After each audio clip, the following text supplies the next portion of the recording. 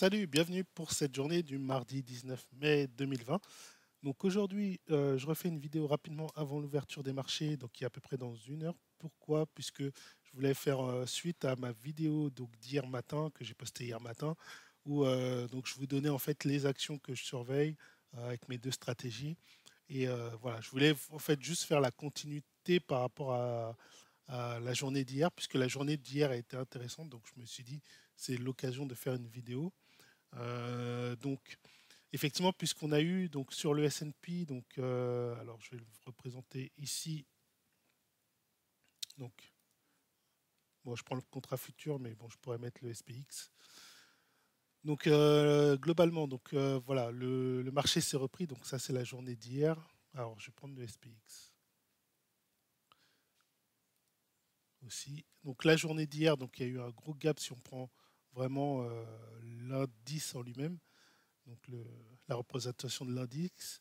Donc on est passé, voilà, on a eu un gap qui nous a déjà mis dans la hausse dès l'ouverture et puis ça a continué à monter toute la journée. Donc on a une grosse journée haussière, donc qui peut se voir aussi en 30 minutes. Aussi, donc là on peut voir ici, donc il y a eu une grosse journée haussière. Alors le mieux c'est de le regarder au niveau des futurs. Donc là je vais mettre le contrat mini futur, et donc il y a le S ou le SP, le S1. Donc voilà, donc là on voit la journée d'hier, donc la grande bougie. Donc là on n'a pas de gap puisque les futurs ouvrent plutôt, cotent beaucoup plus tôt que les. Je crois qu'ils cotent même depuis minuit. Donc c'est plus intéressant. Voilà, donc là si on regarde la journée du 18 sur le. Elle commence à minuit et elle se clôture à 22h30. Donc c'est quasiment une journée complète de cotation qu'on a quand on est sur les futurs. Donc d'hier de minuit, donc ça a fait de là. Alors je vais vous le représenter, la hausse sur le futur, elle a fait de là à ici. Donc elle a fait environ 3% au niveau du futur. Voilà. Un peu plus de 3%. Voilà. Donc c'est vraiment intéressant de regarder les futurs. Hop, donc maintenant, voilà. Donc là, sur le futur, on a déjà la cotation de la journée d'aujourd'hui. Donc on est assez on est plus dans un range aujourd'hui. Je pense que aujourd'hui ça a plus consolidé puisqu'on a eu une grande poussée hier, on a eu une grande montée du prix hier. Donc voilà, je pense qu'aujourd'hui ça a plus consolidé. Donc voilà, donc vu que le marché, donc le S&P a fait une belle journée haussière et qu'il a rejoint, vous voyez le haut du Bollinger.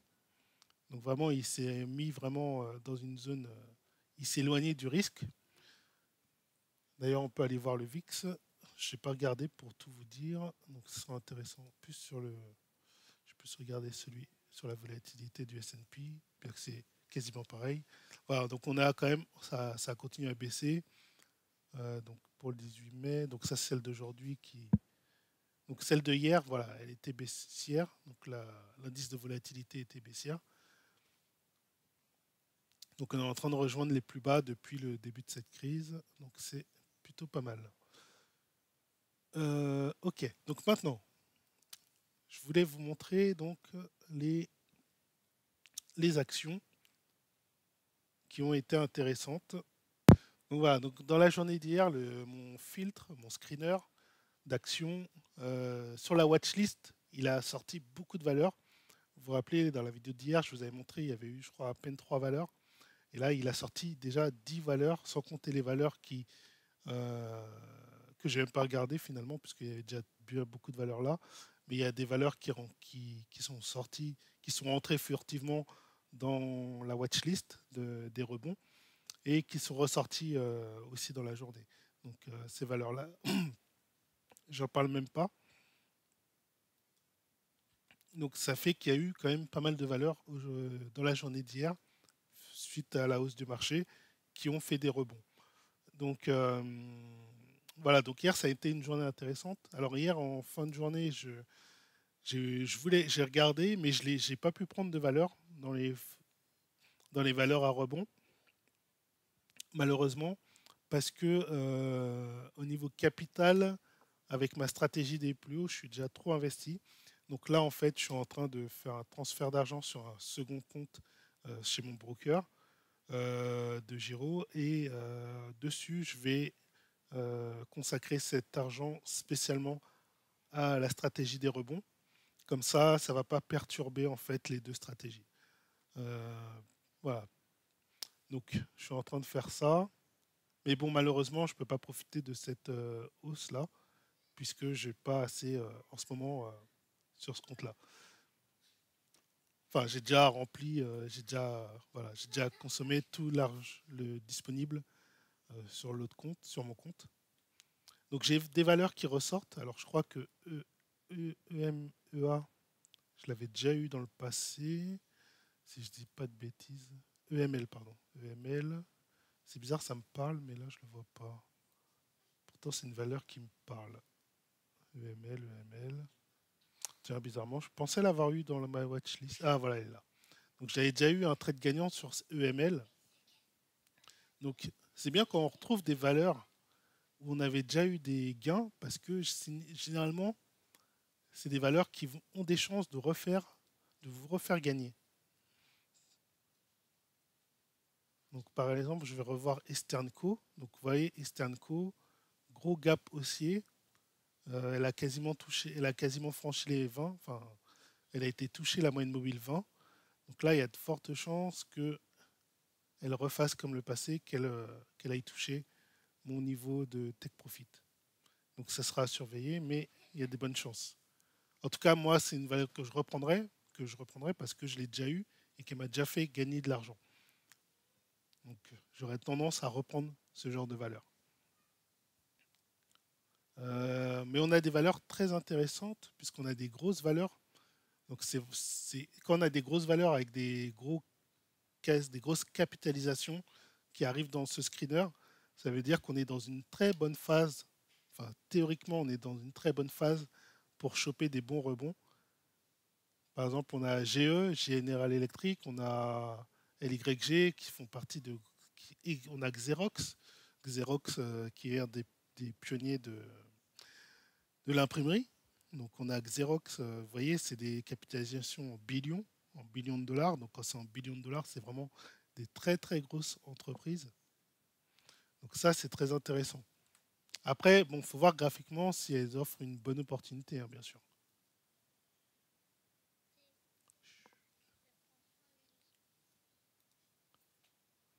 Donc GE, General Electric. Donc là, on voit, bon, comme vous avez vu, comme je l'avais dit la dernière fois, je trouve que quand vous regardez, c'est un peu baissier quand même. C'est un peu baissier. Bon, il y a une chance que quand même il y ait un rebond, mais globalement, les derniers temps, ça a quand même été baissier. Puis bon, je trouve que le boulanger, il est un peu resserré. Je suis pas très intéressé. Malgré que c'est une grosse valeur, graphiquement, je suis pas hyper intéressé. On a LYG, Lloyds Bank. Ah oui, c'est la Lloyds Bank. C'est assez resserré, mais c'est déjà plus stable. Vous voyez, les plus bas, on n'a pas été chercher voilà, des plus bas constamment. On a eu un plus bas ici, puis après, ça n'a pas trop été chercher des plus bas, sauf dernièrement. Mais bon, globalement, on a une zone tampon ici, on a une zone support. Donc voilà, il y a des chances que sur ce rebond, on aille chercher. Et en plus, vous voyez, les reprises dernièrement, elles ont quand même été cherchées assez haut les dernières fois. Donc là, on est dans une zone. Ça pourrait être intéressant. On est quand même dans un couloir. On pourrait saisir ce rebond de range qui pourrait nous mener, voilà, peut-être au 1,60. Ça peut se jouer. Si on n'est pas trop, si on a de l'argent libre, si on a de l'argent libre, ça peut être une valeur à prendre. Une moyenne configuration, je dirais. Xerox. Xerox, oh, c'est trop serré. Malheureusement, c'est trop serré.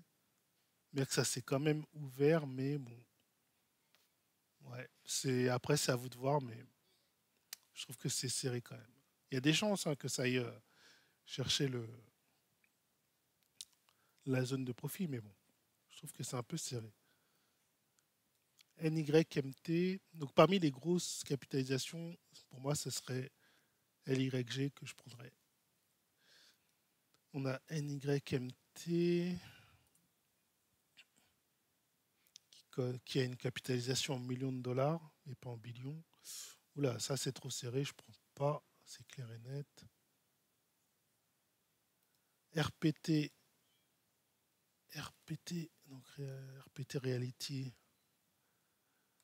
Non, là, il a déjà franchi et puis bon. Par contre, on a une belle oscillation, hein. On voit que dernièrement, à chaque fois, ça va rechercher le niveau du range. Donc oui, pourquoi pas. Mais par contre, on est déjà sorti de la main mobile 20. Donc c'est un peu tard. Ce qui fait qu'on va avoir un probable stop loss assez large.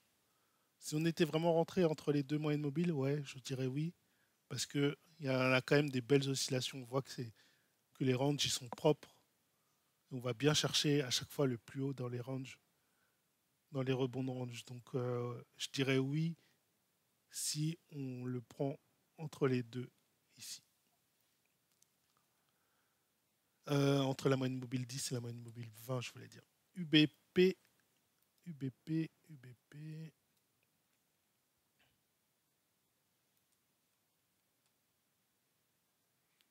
Donc là, c'est vrai que j'ai même pas ressorti euh, Ah oui, je sais. J'avais élargi le. J'ai même pas ressorti toute la watchlist, hein, puisque je sais que globalement, c'est des valeurs qui rentrent dans le truc. Après, c'est vrai que c'est bien de voir le money flow quand même. S'il n'est pas trop en baisse, là il stagne, ça va pour RPT. UBT, il est en baisse, donc ça m'intéresse pas trop. Et en plus, on est serré, donc ça, c'est pas bon.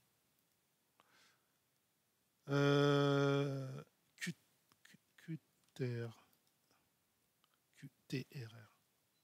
QTERA. Non, trop serré. PNNT. PNNT. Ok. Trop serré. Et BBX. BBX, c'est serré aussi, même si. Ouais, bon, bah. C'est serré. Par contre, bon, c'est vrai qu'il y a une bonne chance qu'il aille taper le plus haut, qu'il aille taper la zone de haute du boulanger. Donc après, bon, si. On peut le prendre, on peut le prendre. C'est quand même linéaire, c'est pas baissier. Et puis on voit que précédemment, il a bien été chercher les plus hauts. Donc ouais, pour les rebonds, phase de rebond, ça, il est pas mal. Allez, je dirais oui. Puis comme on a peu de bonnes valeurs qui ressortent, enfin, quand on regarde graphiquement, il y en a très peu qui finalement offrent une belle possibilité de rebond, je dirais oui. Alors Eastern Co, je reviens dessus, puisque j'avais pas le Money Flow. Money Flow, il est à peu près stable. On a une belle montée du RSI. Ouais, et puis c'est une valeur dont j'ai assez confiance. Donc ouais, pourquoi pas. Elle offre une bonne opportunité de gain. Par contre, c'est vrai que le stop loss, il est bas. Mais je le tenterai quand même par rapport au fait que je l'ai déjà eu dans le portefeuille. Voilà, voilà. Mais sinon, c'est vrai qu'elle est quand même moyenne par rapport au Money Flow, hein. Le Money Flow, c'est vrai qu'il m'indique quand même c'est moyen. Alors, donc maintenant, on va passer aux valeurs des plus hauts. Donc les valeurs plus hauts. Donc j'ai actualisé j'ai actualisé du coup mon tableau. Alors ce qui serait bien et ce que je vais peut-être faire plus tard, enfin dès demain, dès ce soir, c'est faire un autre tableau où je mettrai la valeur, l'augmentation soit du pourcentage ou de la valeur ou des deux de mon portefeuille pour avoir un suivi. Quoique après, le truc c'est que j'ai Investing qui me permet de voir. Donc ouais non, je vais pas me prendre la tête à faire ça. Ça va faire du boulot en plus. Non. Donc j'ai rien dit. Donc là en capitalisation, donc je me suis pris. Alors je vais mettre par date d'ouverture. vous allez voir, j'ai pris de nouvelles valeurs. Donc j'en ai pris 2, 3, 4 hier. Donc avec le marché haussier d'hier, il y avait eu des belles opportunités. Donc sur la watchlist des plus hauts, que je vais vous montrer ici. Donc la watchlist des plus hauts, non, pas plus haut d'un an, c'est 52 semaines. Hop. Donc voilà, donc il y a eu des valeurs intéressantes. Donc on a Nvax qui, décidément mon fantôme d'Nvax, qui a fait plus 30%, plus forte hausse. Nvax, franchement, je le regrette, mais c'est mon regret de cette crise, c'est Nvax. Hein. Clair et net, c'est vraiment mon regret. Donc là, il a été tapé les 60, quoi. Donc, au plus haut, il a été tapé 61, 50. Et quand moi je l'ai vu, il était à 19 et quelques. Donc c'est x3 que j'aurais pu faire sur Nvax en un mois. À peu près un mois, peut-être 2 mois. En moins de 2 mois en tout cas. Donc imaginons que j'aurais là actuellement au plus haut atteint, si je mets 61,50, ça me donne une performance de plus de 221%. Voilà ce que j'aurais pu avoir si j'avais pas sorti Nvax de mon portefeuille. Non, c'est comme ça. Donc on a Nvax, on a Tebio.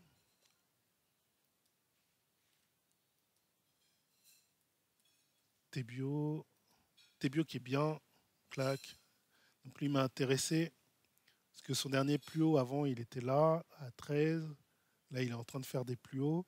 Et on voit que pendant la période de crise, donc période avant le 23 mars, parce que le 23 mars a été le pic bas de la crise, lui, il était en train de monter. Il montait pendant que tous dégringolaient, lui, il montait. Truc de fou. Donc je me dis, et ah oui, une autre chose, c'est que j'ai regardé aussi Nvax. Nvax, pareil, pendant la crise, c'était une action qui stabilisait ou qui montait même. On peut même dire qu'elle montait. Donc, je me suis dit, c'est ce genre d'action-là, je me suis dit, le repère à prendre, finalement, c'est peut-être le côté où... Alors, c'est une idée, hein, je ne suis pas 100% sûr que c'est ce qui va permettre de détecter les pépites, mais on voit quand même que pendant la période de la crise, ça stabilisait ou même ça augmentait. Donc je me suis dit, ça c'est un repère important. J'ai fini par me dire, c'est un repère important. C'est pour ça que j'ai saturé mon portefeuille de plus haut, de valeurs de plus haut. J'en ai pris 4 hier parce que je me suis dit, j'en ai détecté des comme ça, comme Tebio. Tebio, c'est clairement, c'était en hausse. Ça a monté pendant toute la période de crise. Je me suis dit, c'est ces valeurs-là qu'il faut absolument avoir. Absolument, il faut les prendre dans les plus hauts. Donc, Arct, je ne l'ai pas pris, mais on va regarder. Arct aussi, stabilisation, et c'est monté. Donc ça aussi, c'est bon à prendre. On a des plus bas. On voit que les plus bas, hein, ça a fait que monter, hein, même pendant toute une période. Là, ça a stabilisé. Et puis, pendant que ça baissait au niveau du marché, donc pendant la crise, lui, il a légèrement baissé avant. Mais il s'est très vite repris, il a stabilisé. Donc, non, franchement, une bonne valeur encore. Bref, je ne vais pas toutes les faire, mais en gros, moi, j'ai retenu après, j'ai pris JD pour la capitalisation, puisqu'il fait partie des hautes capitalisations. Et je l'avais déjà repéré donc, il y a 2 jours. Donc JD.com. Donc voilà. Et lui aussi, pendant la crise, il n'a pas baissé beaucoup. Hein. Il n'a pas vraiment chuté. Hein. Vous voyez, il a juste chuté là. Mais il s'est vite repris avant même la grande baisse. Donc je me suis dit JD, en plus qui est une valeur... alors JD, ça, faut absolument que je le bloque. Donc JD qui est du secteur commerce de détail. C'est même pas une biotech, c'est du commerce de détail et vous voyez comment il réagit. Donc voilà, il n'y a pas que des biotech qui sont capables de résister à la crise sanitaire. Alors, donc ensuite, qu'est-ce que j'ai dans mon portefeuille? Donc je l'ai pris sur plus 500 avec un levier x4 parce que c'est du CFD. Enfin, c'est pas un vrai levier x4, c'est par rapport à mon capital sur plus 500 en fait. Donc ça fait un levier x4. PW, Arca, Arca, Arca. Donc, oui, donc voilà, ce que j'ai vu, c'est que dans le passé, c'était très bas, c'est monté. Vous voyez, quand il y a des belles périodes de montée, quand il y a des périodes de hausse, ça monte fort. Donc là encore, avant la crise, c'est monté fort. Il y a eu l'effet crise qui l'a emmené un peu bas, mais ça va, tu vois. Enfin, vous voyez, ça reste. C'est pas une forte baisse par rapport à ce qu'on a connu. Il est quand même resté bien, il s'est repris, et puis là, il monte.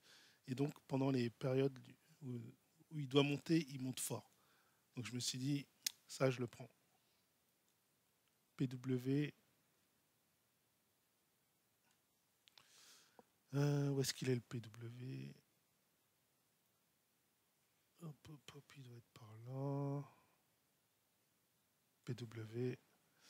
Donc faible capitalisation, mais une bonne, une belle. Donc c'est une financière. J'aurais même pas pensé que c'était une financière. Je connais pas, mais en tout cas c'est intéressant. C'est une valeur qui a l'air très intéressante. Tebio, je vous l'ai montré. Temus. Temus, c'est T-Mobile. Donc ça doit être une. Donc, a priori, c'est une valeur communication, hein, je dirais. Temus, on va voir ça. Temus, t'es où? Temus. Ah, on a un T-Rex. Dinosaure. Alors, Temus. Ah bah, ah bah, il fait partie des fortes capitalisations. Alors, deuxième, après Netflix, hein, Temus, grosse capitalisation. Et oui, c'est du communication. Donc on a Netflix aussi, mais qui a fait quand même. Bah, il a atteint un plus haut, mais il a rebaissé dans la journée. Mais on a Netflix qui a marqué encore un plus haut. Donc Temus, donc il a tout juste marqué un plus haut. Donc lui, il a subi aussi la crise, mais avant la crise, il a énormément monté. Donc je me dis, il y a quelque chose à prendre là-dessus. Même si, voilà, il a quand même bien chuté. Je me dis, globalement, il y a quelque chose à prendre certainement sur Temus. Donc j'ai quand même pris du Temus sur plus 500, puisque c'est une grosse capitalisation. Donc j'ai pris Netflix aussi. Donc ça, c'était Netflix, c'était vendredi. Donc je vous en ai déjà parlé, hein, Netflix. Mais pour aller on va quand même aller le voir. Voilà, il a marqué un nouveau plus haut hier. Donc par rapport à vendredi, il a été tapé un petit peu plus haut, puis il est redescendu un peu. Mais bon, globalement, c'est une bougie stable. On verra aujourd'hui. Ben voilà. Voilà. Pour les valeurs que j'ai pris hier. Et donc c'est à suivre. Il y a PDD aussi, j'ai pas pu prendre parce que j'avais plus de capital disponible. J'avais vraiment, là j'ai saturé comme je vous ai dit mon portefeuille. Donc là, puis PDD il m'intéressait aussi, mais j'ai pas pu le prendre. Et je me le note quand même au cas où si je peux le prendre. Donc là, vous voyez, c'est une valeur qui a fait que évoluer. Et la crise, elle s'en foutait. Clairement, la crise ne l'a pas impacté. Donc vraiment, c'est une belle valeur. Très belle valeur. Très belle valeur à prendre. Je regrette vraiment de ne pas avoir pu la prendre celle-là. En plus, elle a une bonne capitalisation. Elle fait partie des fortes capitalisations. Et vous voyez comment elle monte. et elle fait que monter. C'est son état depuis un bon moment. Commerce de détail. Donc, je ne sais pas ce que c'est, Pinduoduo, mais ça monte. C'est intéressant. Voilà donc pour le point de vue des valeurs à prendre.